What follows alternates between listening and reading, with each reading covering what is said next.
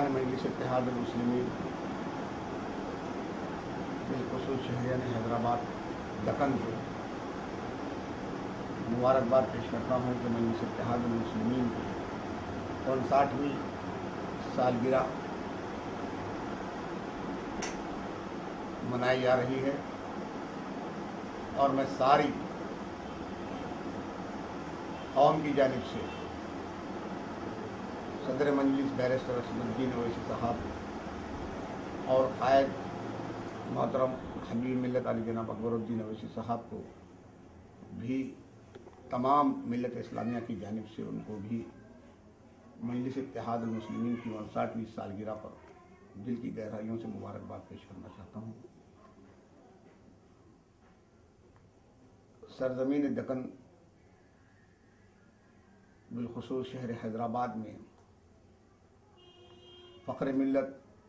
مولوی عبدالواحد اویسی صاحب کی قائم کردہ، جنہوں نے اپنی جد و جہد، اپنی جستجو، اپنی محنت کے ذریعے اس قسمہ پرسی کے دور میں اس جماعت کی بنیاد ڈالی، جس وقت مجلس اتحاد المسلمین کا جب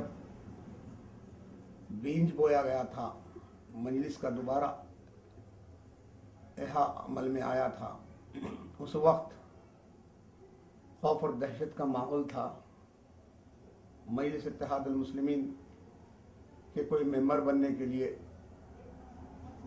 آگے بڑھ کر نہیں آتے تھے، کیوں کہ آزادی کے بعد، آزادی سے قبل ایسا وحشتناک اور ایسا بربریت سرزمین دکن میں پولیس ایکشن کے نام پر منائی گئی تھی،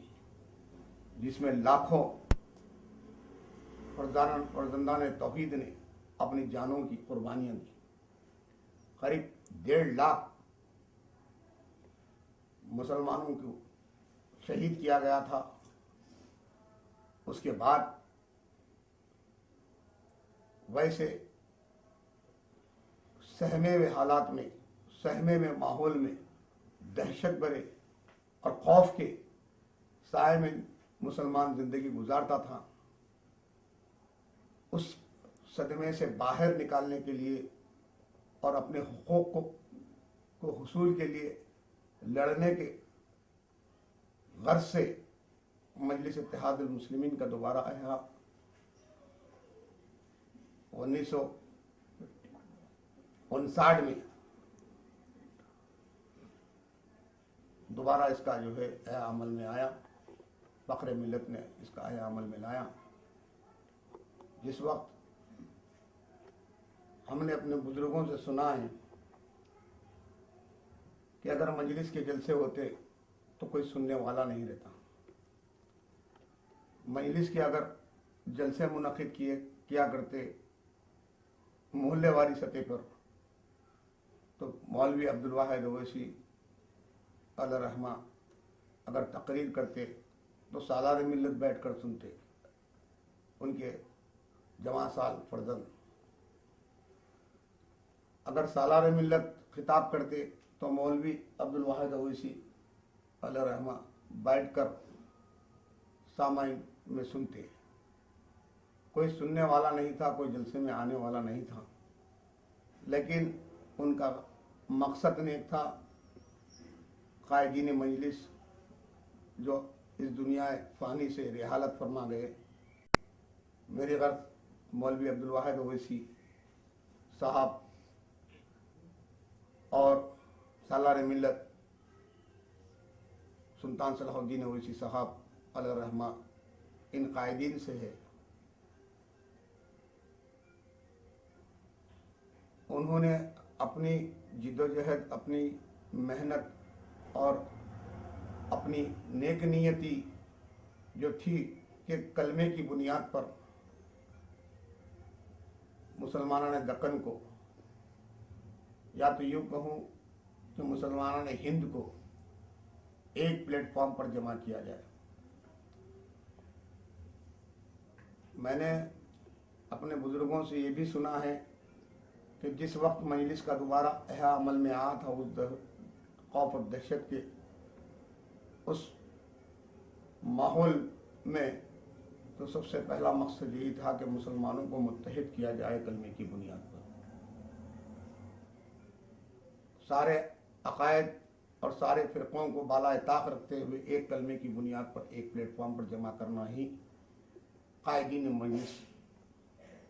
बिलखुसूस मौलवी अब्दुल वाहिद अवैसी साहब अलैहि रहमा का मकसद था। और बाद में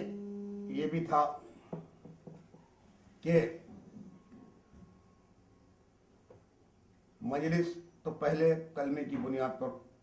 सारी कौम को मुत्तहिद करेगी, एक प्लेटफॉर्म पर जमा करेगी, और बाद में तालीमी और सियासी मैदान में भी हिस्सा लेगी। तालीमी मैदान पर काम करेगी और सियासी मैदान में भी हिस्सा लेगी। चुनाचे उनकी नेक नियति और उनके नेक मकसद को अल्लाह सुब्हानहू व तआला ने कबूल किया। परवरदिगार आलम की मदद थी, सरकार दो आलम सल्लल्लाहु अलैहि वसल्लम का सदका था, औलिया अल्लाह की दुआएं थी, और मुसलमानों ने दक्कन का साथ था कि आज अल्हम्दुलिल्लाह मजलिस इत्तेहादुल मुस्लिमीन न सिर्फ हैदराबाद दक्कन बल्कि सारी रियासत तेलंगाना व आंध्रा और महाराष्ट्र, बिहार और उत्तर प्रदेश, हर जगह जगह पर, कर्नाटक पर मजलिस इत्तेहादुल मुस्लिमीन अल्हम्दुलिल्लाह पहुंच चुकी है। आज कि हमारे मजलिस इत्तेहादुल मुस्लिमीन की जो क़यादत है वही कायदीन की मेहनत और मशक्क़त का नतीजा है। जमात इतनी मरहूम कायदीन की जिस्तजू और मेहनत के नतीजे में फली और फुली और आगे बढ़ी, तो उसके साथ ही साथ अल्हम्दुलिल्लाह सालार मिल्लत ने उनके सुपुत, उनके साहबजादे मोहतरम बैरिस्टर असदुद्दीन ओवैसी साहब जैसी एक बैरिस्टर की तालीम याफ्ता हमारे कौम की, हमारी जमात की क़यादत के तौर पर जो है अल्हम्दुलिल्लाह कौम को एक तोहफा दिया। तो आज उनकी क़यादत में, उनकी सदारत में और मोहतरम अकबरुद्दीन ओवैसी साहब की निगरानी में आज जमात अल्हम्दुलिल्लाह हर शोबे में, हिंदुस्तान में कोई दूसरी सियासी जमात ऐसी नज़ीर पेश नहीं कर सकती जिस अंदाज से मजलिस इत्तेहादुल मुस्लिमीन कौम व मिल्लत की काम कर रही है। न सिर्फ मिल्लत इस्लामिया यानी मुसलमान, बल्कि दीगर अबनाए वतन, दलित भाई और कमज़ोर तबक़ात के हुकूक़ के लिए भी अगर कोई आवाज़, कोई सियासी जमात अगर कोई आवाज़ बुलंद कर रही है और अमली तौर पर उनमें कामयाबियाँ अगर कुछ हद तक हासिल कर रही है, तो सिवाय मजलिस इत्तेहादुल मुस्लिमीन की कोई दूसरी जमात नहीं है। मैं अल्हम्दुलिल्लाह अपनी अल्लाह सुब्हानहू व तआला से, परवरदिगार आलम से मैं दुआ करूँगा कि परवरदिगार आलम इन कायदीन मजलिस की, बिलखुसूस बैरिस्टर असदुद्दीन ओवैसी साहब और अकबरुद्दीन ओवैसी साहब की हिफाजत फरमाए, उनकी उम्र दराज फरमाए और इस जमात को परवरदिगार आलम और आगे लेके जाए। जो मकसद से, जो गर्ज से इस जमात को क़ायम किया गया था, परवरदिगार आप ही का रहम, आप ही का करम था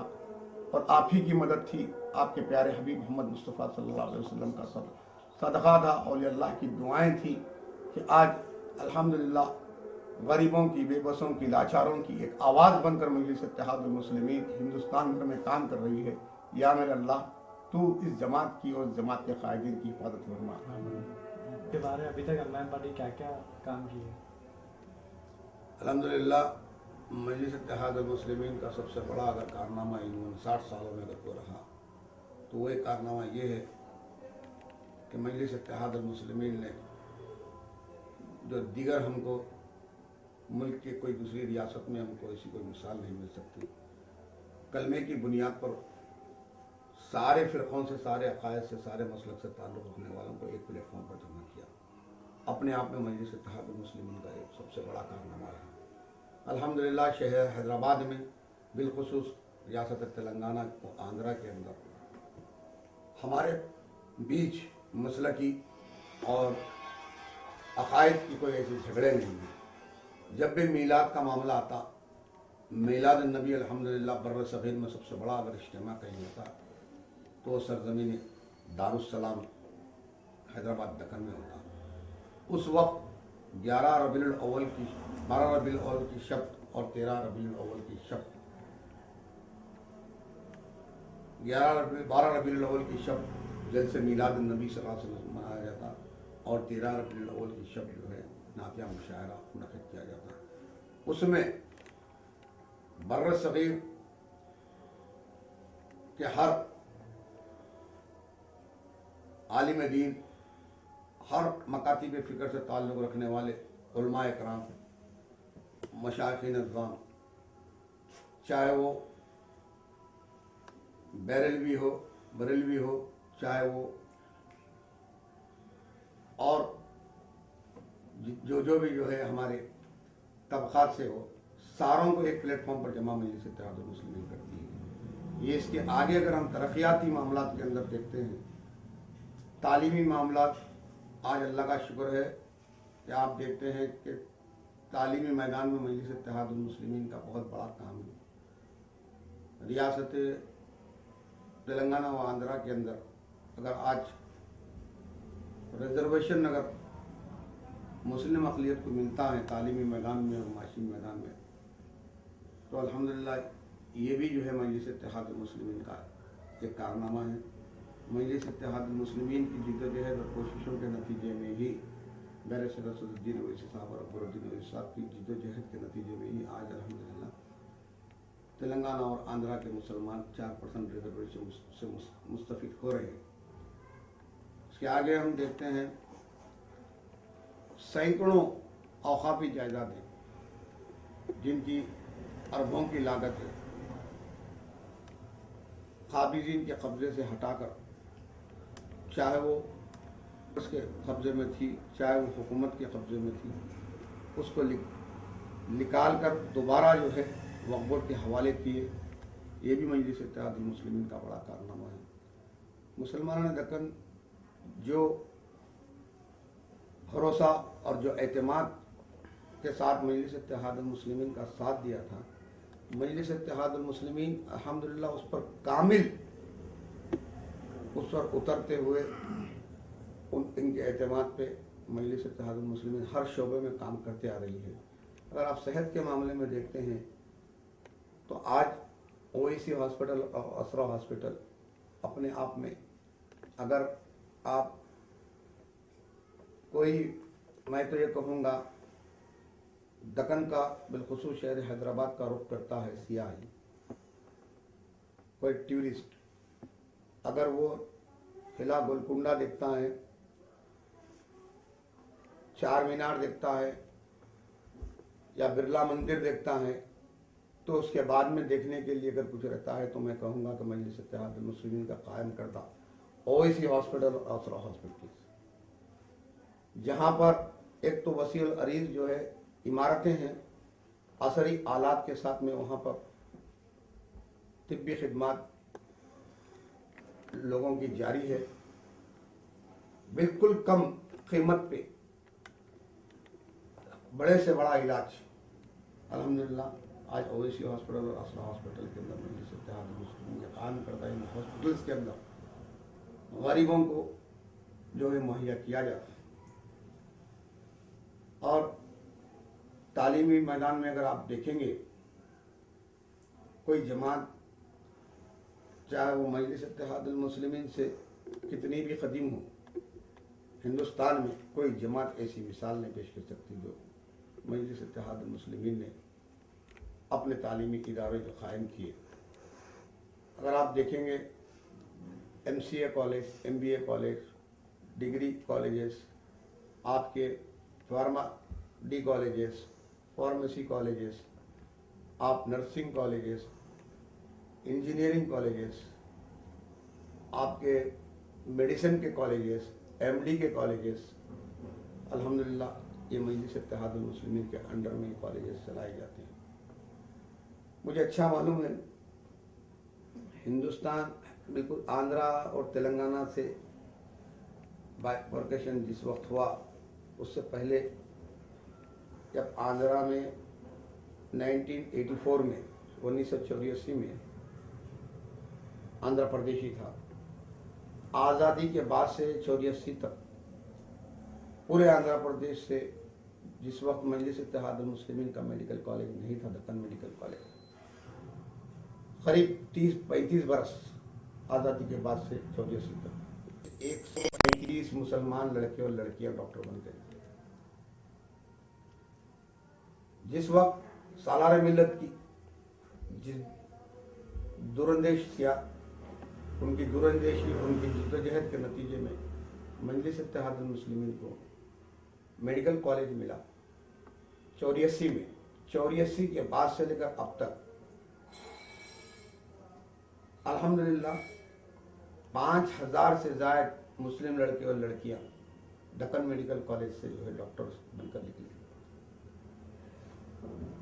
यूं नहीं कि जो है नहीं था, क्योंकि माइनॉरिटीज का कोई कॉलेज नहीं था 84 तक आज़ादी से। माइनॉरिटीज का अपना कोई कॉलेज नहीं था। उस वजह से दौलतमंद अशखास दौलत भी रखते हुए अपने बच्चों को डॉक्टर इंजीनियर नहीं बना सकते थे, क्योंकि माइनॉरिटीज का तो अपना एक कॉलेज नहीं था। लेकिन अल्हम्दुलिल्लाह सालार मिल्लत ने दस्तूर के दायरे में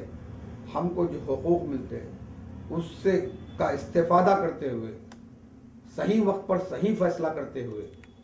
84 में मेडिकल कॉलेज का परमिशन लाया। अल्हम्दुलिल्लाह इतने लोग डॉक्टर बनकर जो है हमारे लड़के और लड़कियां निकले। अल्हम्दुलिल्लाह हिंदुस्तान में न सिर्फ बल्कि जो है दीगर ममालिक में भी जो है आज तिब्बी खिदमत को अंजाम दे रहे हैं। कॉलेजेस में इंजीनियरिंग कॉलेजेस है, और उसके आगे बढ़कर देखेंगे तो आप दक्कन के मुसलमानों ने मजलिस इत्तेहादुल मुस्लिमीन को जो जिस मजबूती के साथ साथ दिया, उसकी क़यादत में भी वही जज्बे और वही जो है उनकी नीयत के साथ में कौम का भी सोचते हुए मिल्लत के गरीबों के लिए सोच। मालूम है कि सालार मिल्लत एजुकेशन ट्रस्ट के नाम पर ओवैसी एक्सीलेंस स्कूल्स जुमला 9 स्कूल्स जो है का क़याम अमल में लाया गया। शहर हैदराबाद में वो 5 और दीगर अजलाओं में मिलाकर 9 स्कूल्स हैं। ये ओवैसी स्कूल ऑफ एक्सीलेंस के इसमें जो पढ़ते हैं गरीब ठेला बंडी ढकलने वाला, रक्षा ढकलने वाला, तरकारी बेचने वाले, ऑटो चलाने वाले, जो अपने बच्चों को आला बड़े से बड़े स्कूल के अंदर तालीम देना उनका एक ख्वाब था, वैसे घराने के बच्चों को लेकर इन ओवैसी स्कूल ऑफ एक्सीलेंस के अंदर जेवर तालीम से उनको आरास्ता कर रहे हैं। तो ओवैसी स्कूल में कितने मेंबर्स पढ़ते हैं ओवैसी स्कूल में? शिमला अब तक 11,000 लड़के और लड़कियां हैं जिनको फ्री तालीम सालार मिल्लत education trust Owaisi school of excellence के अंदर में चलाई जाती है।